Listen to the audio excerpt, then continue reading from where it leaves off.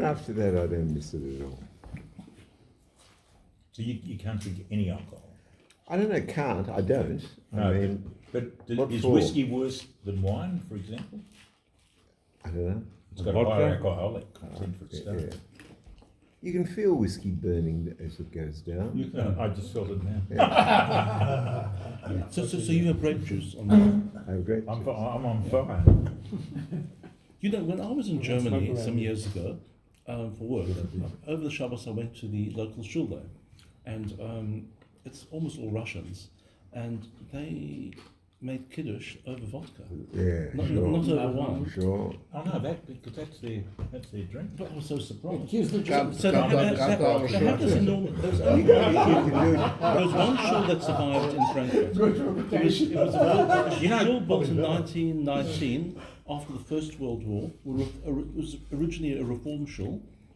The worst acoustics in the world, but just magnificent art decor, and it survived because it was not visible from the outside. And that's today an Orthodox shul, the biggest shul by far in Frankfurt. It's enormous, and it's an absolute hive of activity. They have a sit-down kiddush on a Friday night and a Shabbos morning, all paid for by the German government. Yeah, that's Don't you right. know Russians, they don't have water coming out of the tap, they have vodka. They're wishful. That's why their water bills are low and their vodka bills are high. And that's why it's the only semi-westernized country in the world where the life expectancy actually went down. You want a vodka, don't you? Their life expectancy is in the high. That's because they drive up Germans, I think it's 59 for a man. Okay, guys, I think we should start That's no, they're because members of Wagner, that's fine. Oh, he's causing trouble now. He wants to supply. Yeah. His father was Jewish. so let me start. Yeah.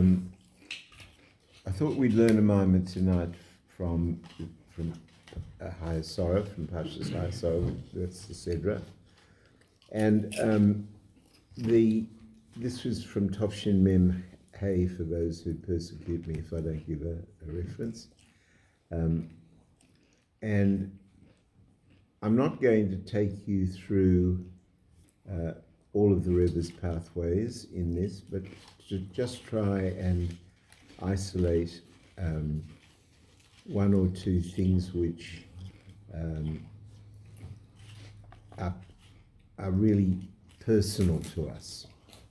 There's some very difficult stuff in this moment, but then there's some very good, very important general stuff for every one of us.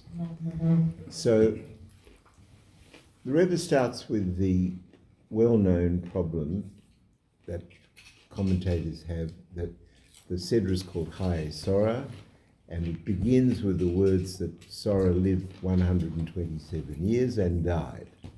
And all the commentators say, if the Sedra is called Chayei Sorrow, the life of sorrow, why is the whole of the Sedra about her when she has died? And and understanding the answer to that really has a lot to do with understanding not only life in general, but more importantly, one's own personal life in particular. And there are a few things that I want to go through as we travel tonight.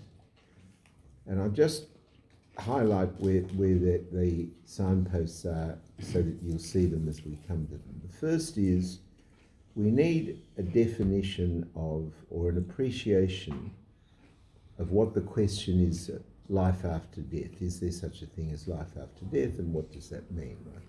That's one thing that we need to understand. The second thing, to understand this Mama properly, I need to make you aware of a spiritual energy, or a pair of spiritual energies. We learn in Chassidus over and over again that there are certain energies which are spiritual, therefore they defy measurement, they defy identification under scientific conditions. One of those is betochen, one of those is tshuva, and one of those, or two of those that we're going to touch on tonight, is what's called Esarusa de la Sata and Esarusa de la Eila. I'll explain those two terms, but everybody probably knows them, but just in case. Esarusa de Leila means a brocha or a positive that flows from above to below. Esarusa de la Sata means an energy which is grasped from down below and brought down. So you have these two forces. One is pouring down a brocha, the other one is clawing down a brocha. That's the second thing that we need to get on board as we'll go. Third thing we need to get on board is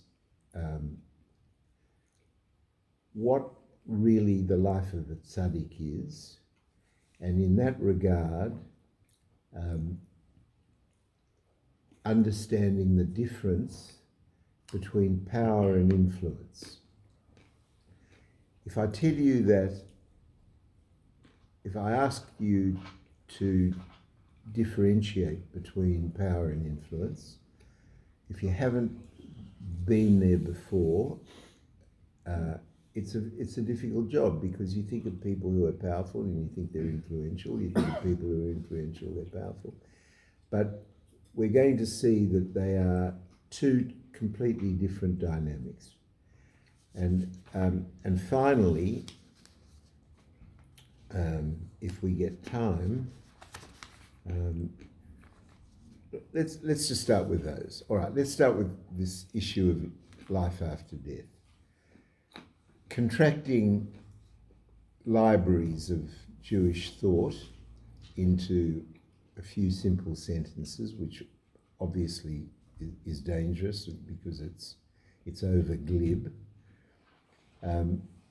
But if you think about it intelligently, you can't say, is there life after death? Because that's an oxymoron.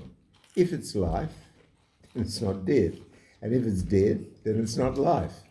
So life after death just is a meaningless statement.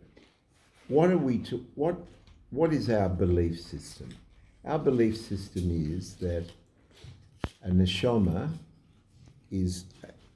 I'm going to confine this conversation to Jews because this mimer is about Jews. And before we start that, I want to make this introductory comment that I'm not suggesting that we learn that Jews are superior to other people, or that we are cleverer or smarter or deserve an inside lane in life. The real way to learn this is to understand that Jews are an Am Segula, they are chosen people, but they're chosen for a job with a responsibility. So the issue is one of responsibility, not superiority. We have been given the job of introducing, and this is the fourth one of these signposts, that there is a spiritual reality, that certain forces that are originally intended not to be mixable are mixable. So for example, as a physical example, everyone knows that you pour oil and water into a glass, the two liquids will separate, right? They won't combine. If you pour wine and water into a glass, they will combine. If we get time, the concept of Esarusa de la Sata and Esarusa de la Eila, there was a time in which they were not combined. That's prior to Matan Torah.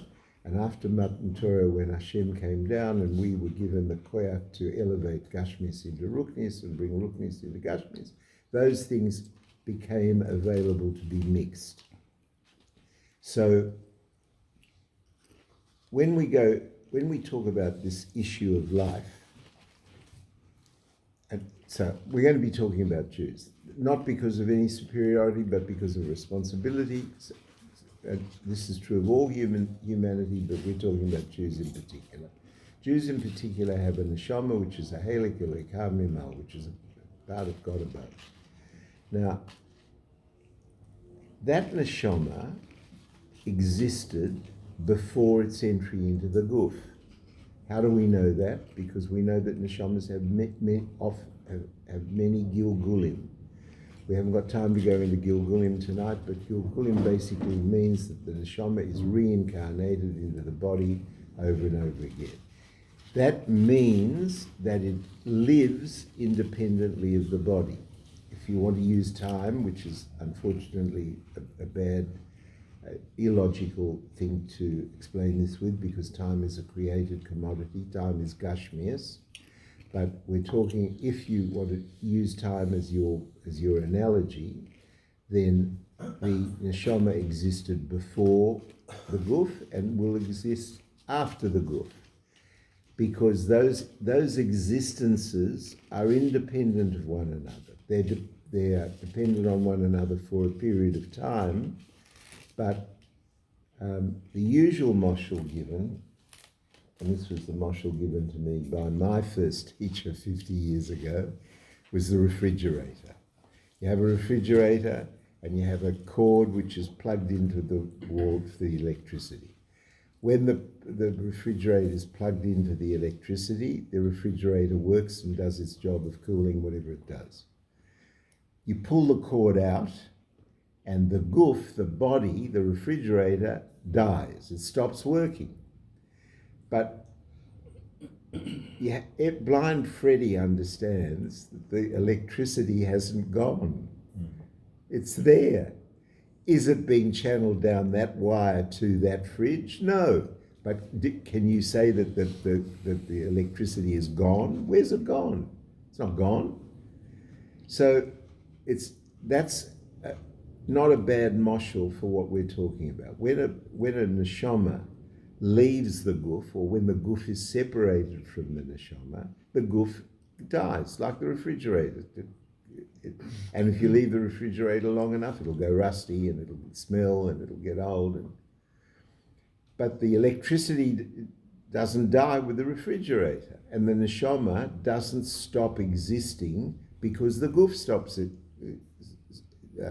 living. Now, one of the things about tzaddikim is that we learn that a tzaddik's neshama, it has more influence, and we'll come to influence and power later on, has more influence after its death than it does before. Why? Because if you think about it logically, you will understand that when a tzaddik's neshama is very powerful.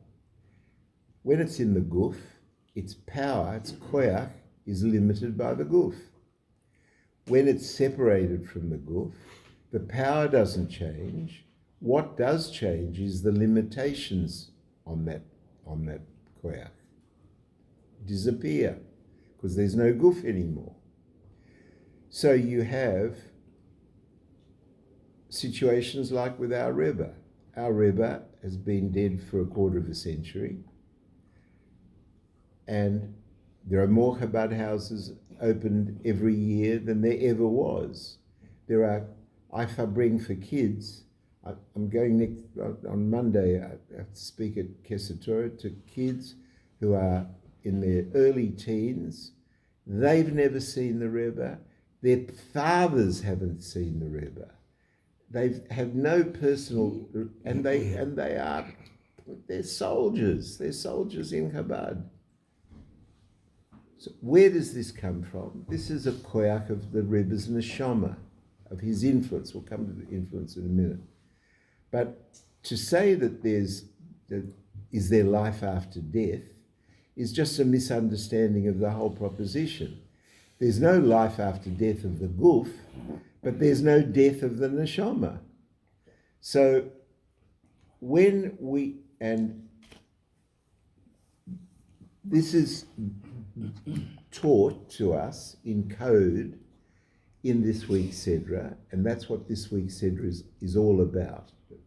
We're going to take three stories that happen in this week's Sedra, to illustrate that. One is the buying of the cave of Machpelah. The second is Eliezer going to find a wife for Yitzhak, and the third one is when Abraham remarries Hagar, whose name's now by now in the Chumash Keturah, and the Rebbe will show how those three incidents, all of which happened long after Sarah's death, are actual evidence of the fact that she's not only alive, but that her influence is palpable. And at a personal level, as we go through this, and I'm not doing it in order. I've gone around a bit and summarised a few things to get us to this, and I don't know if I'm doing a proper job with it, but the point that the Rebbe is making is that each individual has to understand that his influence is available beyond the guf, and in many ways, in many ways, we write our own destiny. We write our own history book, and that history book needs to be written with integrity. What does integrity mean? Moral integrity for a Jew means by learning Torah and doing mitzvahs. That's our pathway. So, and the better one constructs one's life, the greater will be one's influence, and that influence doesn't die.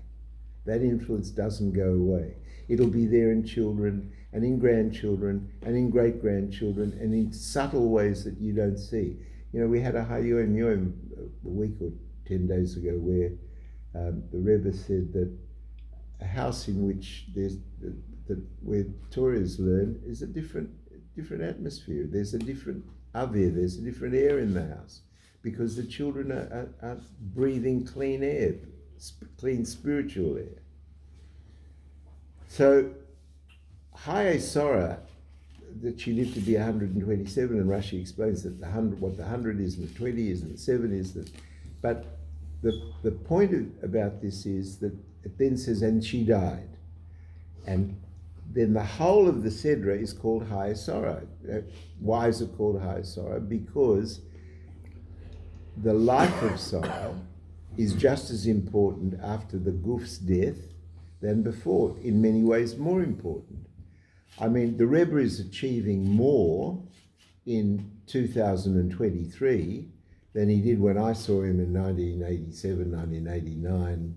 I mean, when we went for the last, I was lucky to be there the last Tishrei, and Yossel built him a balcony, in this sort of balcony in 770, and I had some protectors, so I got to sit very close, and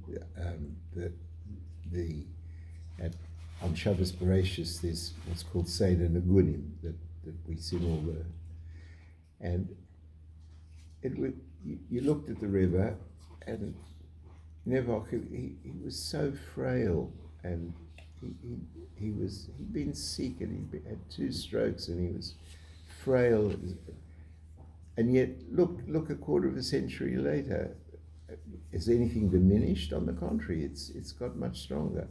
So we need to examine that dynamic. That's what this mimer is about. So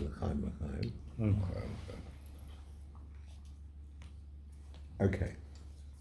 There are 3 stories in this week's Sedra.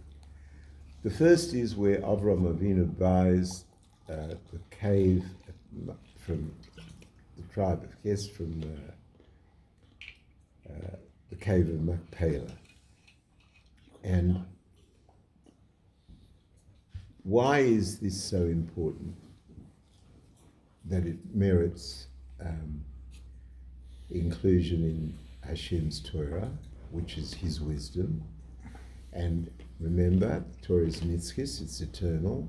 It applies in every generation, to every Jew in every generation. And why would there be included in that a real estate transaction? So The answer to that's very deep, and I'm going to have to summarize a few pages in a few words. Avram Avinu, sorry, I need to preface it. We were talking before about the conjunction of two energies, of bringing Gashmias into Ruchnias and elevating Ruchnias into Gashmias and having them mix. Prior to Matan Torah, there are three periods in Jewish history, in life. There's the first 2,000 years, the second 2,000 years, and the third 2,000 years. The world has 6,000 years in this current physical state. The first 2,000 years are called the time of Toyu. The second 2,000 years are called the time of Torah, and the third 2,000 years are the time of Mashiach, the preparation and the coming of Mashiach. Avram Avinu started the second 2,000 years of Torah. What does that mean? We didn't get a mitzvah system until Matan Torah, which was much later. But Avram Avinu had, and we know that the Avos kept the whole Torah, notwithstanding it hadn't been given yet. And what does that mean? It's a spiritual thing, not a physical thing. Didn't wear proper black tefillin, but they did the spiritual side of that. It's a different share, we haven't got time for that. But Avram Avinu had one physical mitzvah, and that was the mitzvah of bris milah. He had the mitzvah to circumcise himself and later on his household. When you analyze that, you understand that the elevation that comes from that mitzvah is personal. At the end of the day, who benefited? Not the world, but Avram Avinu benefited. And that's wonderful. He's the first human being who had an aliyah with Hashem through obeying a mitzvah. There were tzaddikim before Avram Avinu, Noach was a tzaddik, but he didn't have that. Avram Avinu was the first one who had that. But that's personal. And in a way, you can say it's kind of not selfish, but it's about the self. When Avram Avinu bought the cave to bury Sarah, he was buying the cave, and don't forget the cave contained Adam and Hava, so the cave was already for humanity, but he bought it for Jews, for the Jewish, for Am Yisrael, and that was in Sarah's merit. So Sarah, although Avram Avinu had the first mitzvah, which was personal to him, Sarah is the first person responsible for bringing Ruchnius into the soil, into the ground for Am Yisrael. And that's why she's called Sarah Imenu, that she's the mother of all Am Yisrael. So this dynamic of the ability to exchange Ruchnius for Gashmias and Gashmias for Ruchnius, or not exchange, but influence one with the other, which was available to us on and from Matan Torah, was available to Avram Avinu and Sarah in this limited capacity. But it's an enormous thing that they had, and that first story and all its details, which we don't have time for. We could spend 10 weeks on this Sedra just doing these three separate stories. But the point of this, the main point the Rebbe is bringing out in this is that the process of elevation had begun, one personally and one for the world. And that's our dynamic today. When we learn Torah and do mitzvahs, that dynamic of elevating oneself and one's environment continues. And the obligation is for both. No good to just elevate yourself. You can't. It's no good to go and sit on a mountain and pray all day and have the best film ever created. And for what? Who do you help? Who do you elevate? What poor man are you going to give to eat? So, but this concept is born in this week's Sidra from Isaiah. Okay, so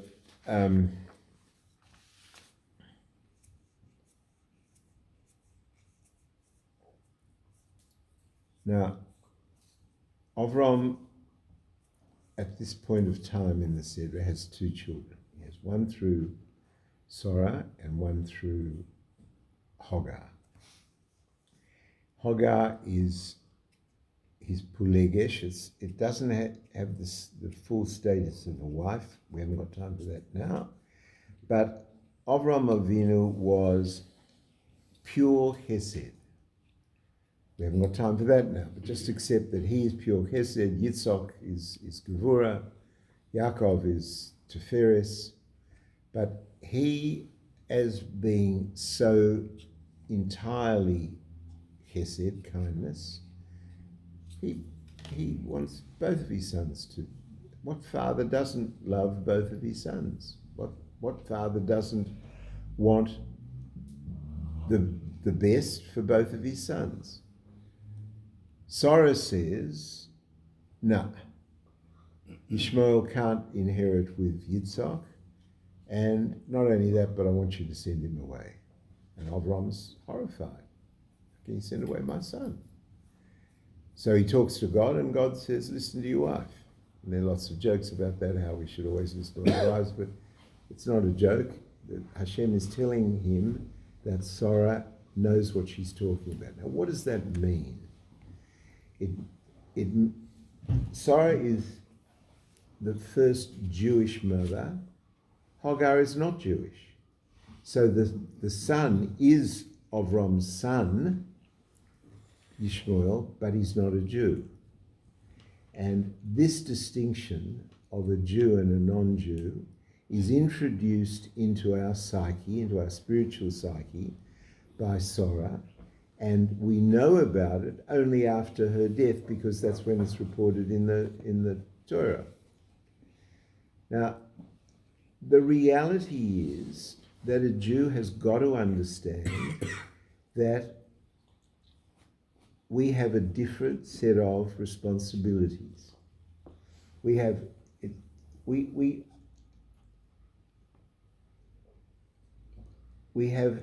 I'm trying to think of power of examples of this, tapes on, but what is available for a Gentile, an honourable, moral Gentile, is not available for a Jew. Why? Because we're better? No. But we have a specific responsibility. Our responsibility is to deal with the hashgacha. Let me come to that in a sec. Our responsibility is to do 613 mitzvahs when they're available. A Gentile's responsibility is to do 7 mitzvahs. Does that make us better? It doesn't make us better, but we've got a bigger job to do in terms of mitzvahs.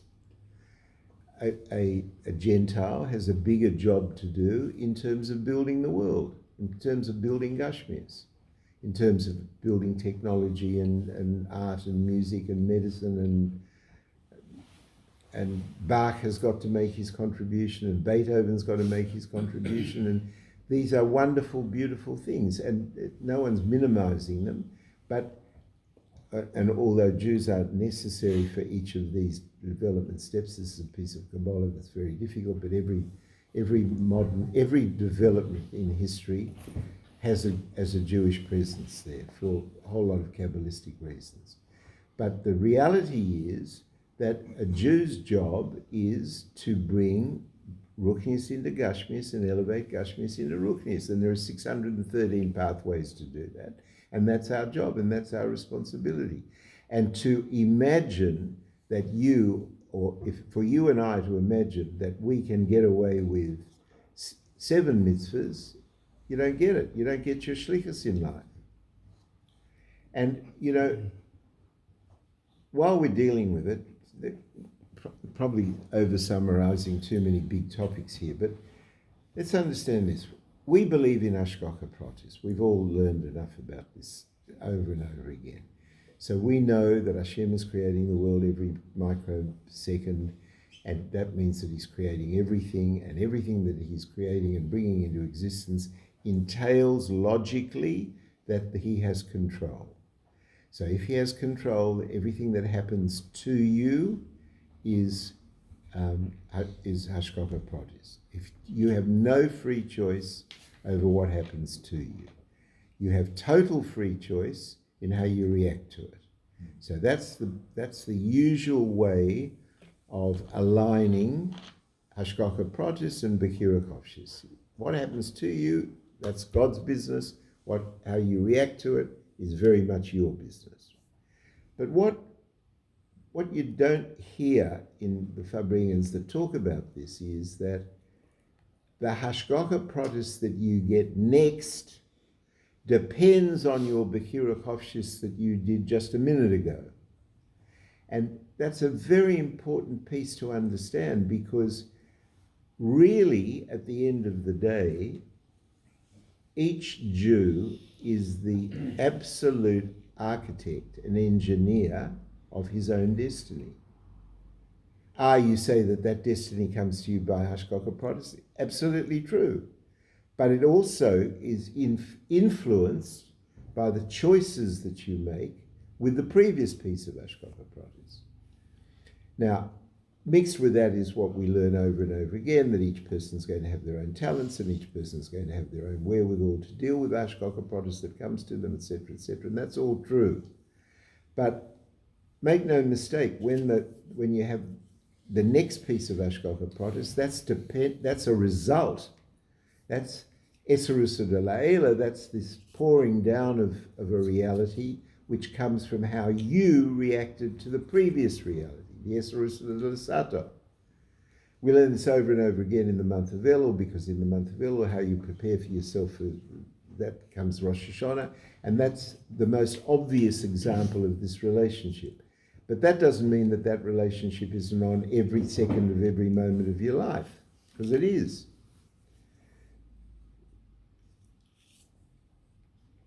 Okay, L'chaim, how do I get to that? Just give me a second. So, Am Yisrael is different to the Gentiles. Not better, not worse, different. Why? Because we have a different shlichus. Our shlichus is to do 613 mitzvahs and to learn Hashem's Torah and pass that on to our children and our grandchildren. A Gentile's job is to work with Gashmias and build Gashmias, and he is part of Gashmias. He's part of Shem Elokim. He relates to Shem Elokim. A Jew relates to Shem Yud Kei Vav Kei for the more experienced, which is outside of nature. Avram Avinu made the mistake of treating his two sons as the same. Doesn't mean they're not equal, but not the same. And Sarah understood that difference, and when she couldn't get it across to her husband, she demanded it of him. And he, bewildered by that, goes to God, and God says, listen to her. And this is all deep code for you and I, understanding that our life has got to be the life of Yitzhak and not the life of Yishmael. Yishmael, nothing wrong with Yishmael. He was a moral man. He had a bris. He did tshuva. He had a bris. I mean, in many ways, he's heroic, right? He had a bris at 13. Yitzhak had a bris at 8 days of age. So he cries for 1 minute. So what? He doesn't remember it. None of us remember our bris. Oh, some Russians do. They took it in their stride. And kol hakavod that they Not easy. But but we are not Yishmael, and we can't listen to the Gentiles. And if the Gentiles, I don't want to make this in any way political, but if public opinion is one way, that's got nothing to do with us.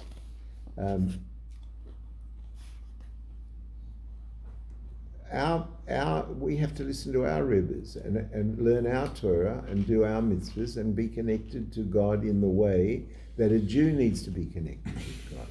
And that's what Sarah was. That's the general overview of Sarah's sending Hagar away. Now the second main story in the Torah is that Avram has learned from Sarah. He gets it, and we are told so we should get it. And he sends Eliezer, who is his trusted servant. Now Eliezer was a righteous Gentile of enormous learning. He used to teach Jews Torah, so you know who he was. He was a man of huge integrity, and he had a daughter. And what did he want for his daughter? What could be better for him than his daughter to marry Yitzhak, right? So you can imagine how miserable he was when Avram calls him in and says, I need you to go on shlichus for me and find a wife for my son Yitzhak. And he can't marry anyone from here. He's got to marry someone from what the conditions are and all the rest of it. And then the Torah spends pages telling you the story of that journey, of Eliezer's journey. He had a sign, and she poured the water, and so he knew that she was the girl for it. And then he's invited into her house, and he repeats the story to her parents and to her. The whole thing, all over again. Now you're talking about a Torah which is, honestly, if you are a slow reader, it can probably be read in 2-3 hours. And it's the wisdom of Hashem, and it's to last forever in every generation, every letter. There are libraries written on every letter. And here you have 2 whole sections repeated, the same thing repeated. And who's saying it? Not a Jew. Eliezer's saying it. So what's this mean? And again, this is proof, says the Rebbe, and I won't walk you through the proofs, otherwise we won't finish this, but this is proof that Eliezer, wonderful a human being as he was, simply is not a Jew, and his daughter therefore is unavailable to Yitzhak. Not because Yitzhak's any better, but Yitzhak's got a different job to do, and he can't do that job without a Jewish wife.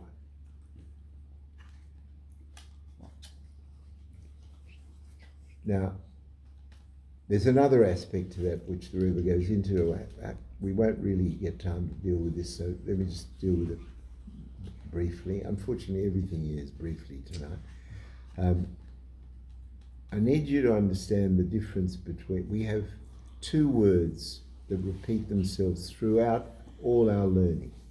One is the concept of an eved, and one is the concept of a ben. Eved means a servant, ben means a son.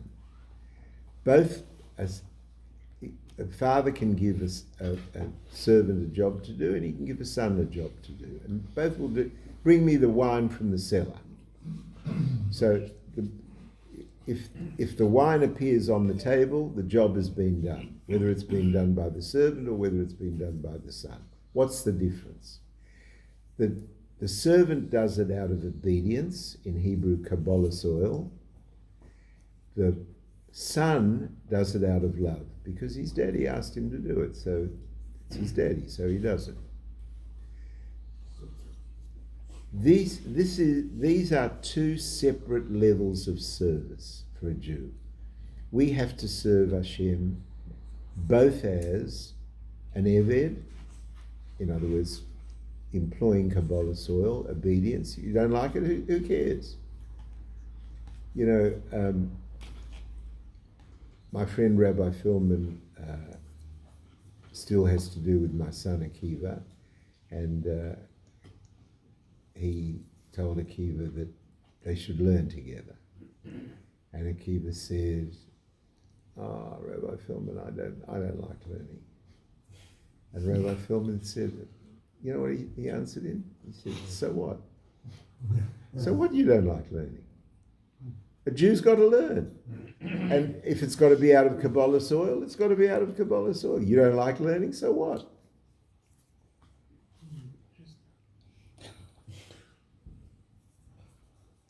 Both levels are very important. And you know, it's wonderful to have your moments.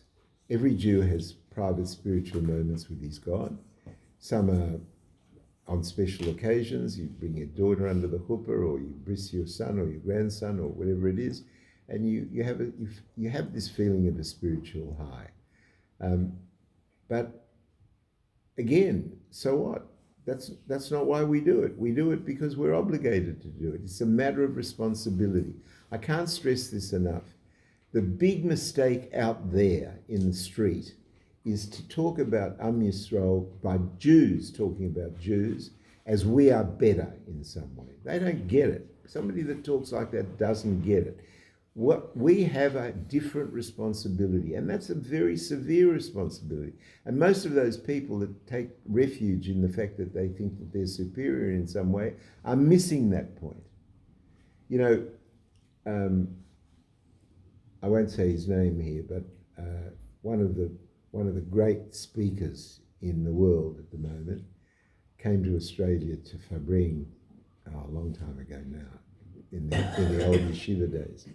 And I was much younger then, so I got the enviable job of picking him up from the airport. So I brought him here, and the Fabringen started, I think, at 8:30, and he hadn't had any dinner because the food on the plane wasn't kosher or whatever it was. So Anne served us dinner, and Anne disappeared, and I'm sitting next to him, and he's Fabringen with him. Best 1 hour and a half I've ever spent in my life. And he told me a fascinating thing. He told me that when he went out to speak for the first time for Chabad, one of the Rebbe's secretaries called him in and said, "I want you to know, if after you finish speaking, they come over to you and say, 'You were fantastic. You were absolute. Will you stay here? Will you do it with us more often? We'll pay you this. We'll do it.' Know that you have failed utterly." That's what he told me. Yeah. He said, if they say to you, as a result of this talk tonight, "I'm going to learn more Torah and do more mitzvahs," know you've succeeded. Right? And that's a very important dynamic. Our success is a matter of fulfilling our responsibility. Our responsibility is to bring Ruknius into Gashmius and elevate Gashmius into Ruknius. How do we do that? By learning Torah and doing mitzvahs. And we have to understand that we have that separate responsibility, and that's the responsibility that Sarah is explaining to her, I can't say dumb husband, but we're all dumb husbands, right? I mean, women get it better. That's why they were created after man. You know, they're the last thing in creation. You should know this. This is a spiritual imperative. That since women were created last, they are the pinnacle of all spirituality. Man is second pinnacle.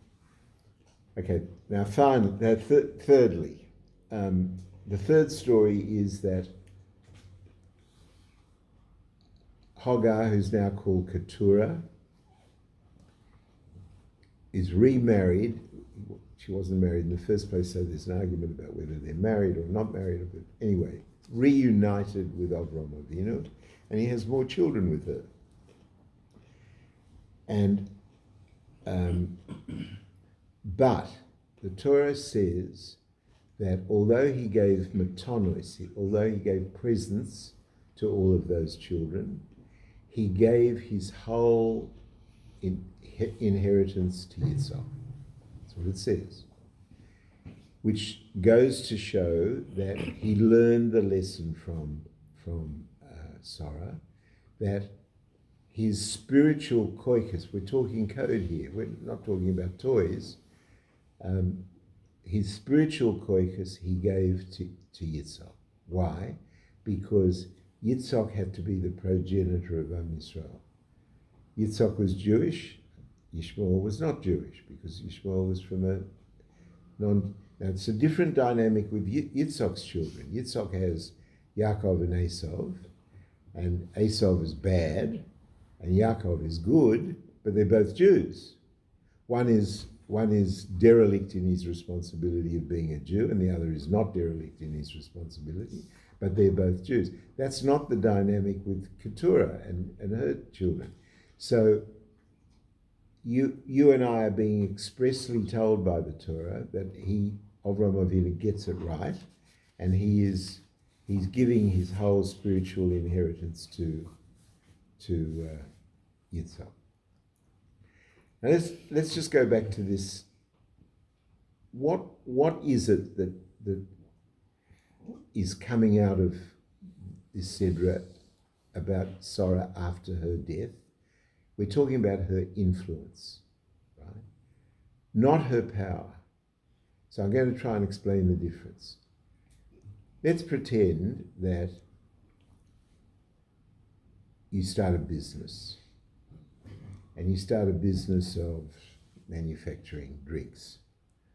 And you build a business, you go out and you get your orders, and you grow it, and you buy some machinery, and you grow it some more, and you find a way of getting people to pay their debts, and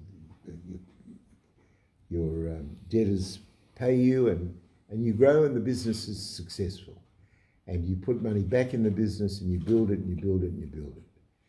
And then it becomes too big for you to run. It's too hard. You can't do everything yourself. You can't do everything through employees because they'll leave and steal your know-how, etc. So you form a company. And when you form a company, you have a board of directors. And with your board of directors, you share duties. So one's in charge of marketing, one's in charge of packing, one's in charge of dispatch and transport, one's in charge of finance and whatever it is.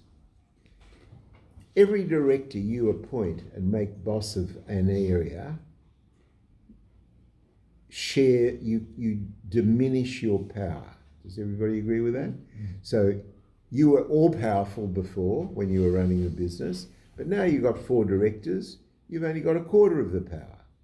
Or maybe you have a disproportionate amount, but some power you have lost. Otherwise it's not going to function. They're not going to be proper directors. They're going to be yes men who do nothing. But if you've got proper working, driving directors, they're going to be driving in the area of their expertise, and you are going to lose power in that area accordingly. Now, it's the absolute opposite with influence.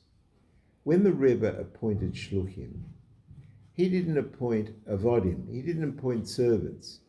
He didn't want soldiers, he wanted generals. He wanted that each and every shliach become their own independent powerhouse.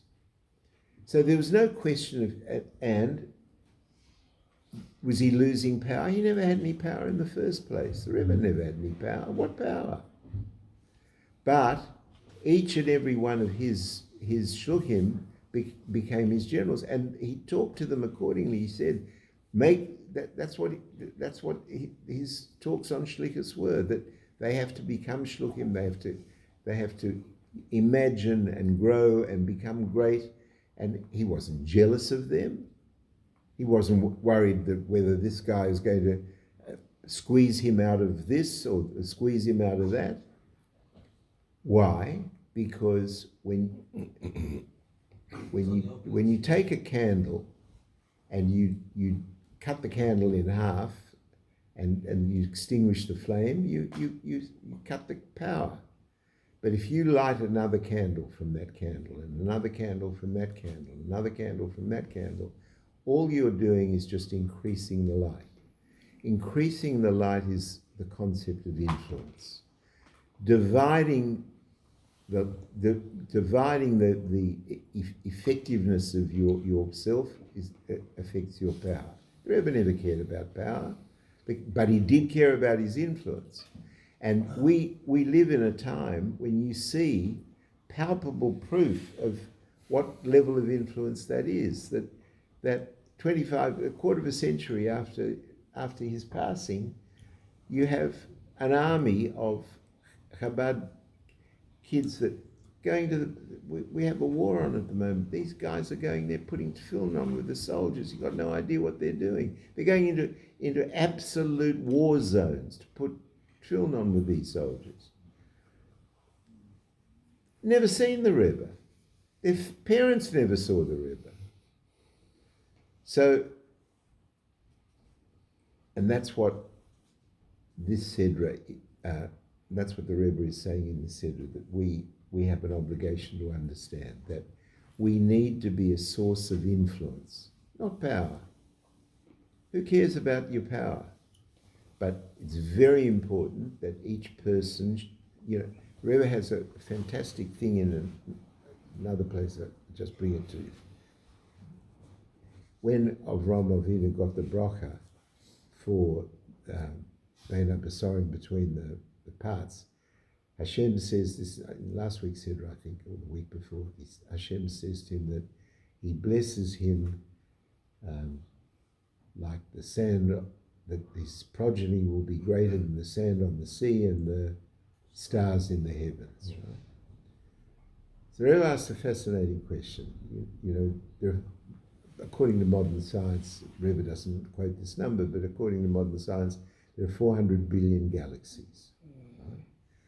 With 400 billion galaxies, it's child play to understand that there are more stars than sand. So if there's more stars than sand, why does he have to say that your children will be greater than the stars in the sky and the sand? It would be enough to say the stars, right? But the Rebbe explains that sand has its hashivas, has its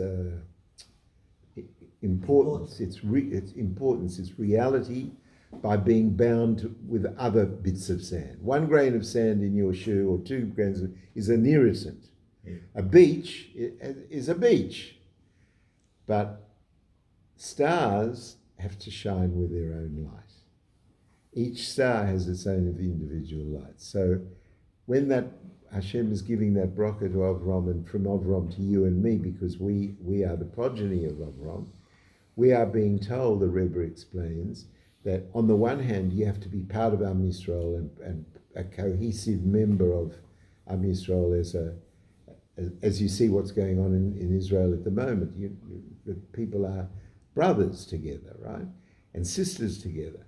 But at the same time, everybody has their individual obligation to shine their own special light and their own special contribution. So, in short, this Sedra sounds like 3 little stories about buying a piece of real estate and sending Eliezer to find a wife, and then he comes back and she goes in the tent, and Yitzhak realizes that she's like his mother. But really, it's all about the spiritual DNA of Am Yisrael, and that means the spiritual DNA about you and me.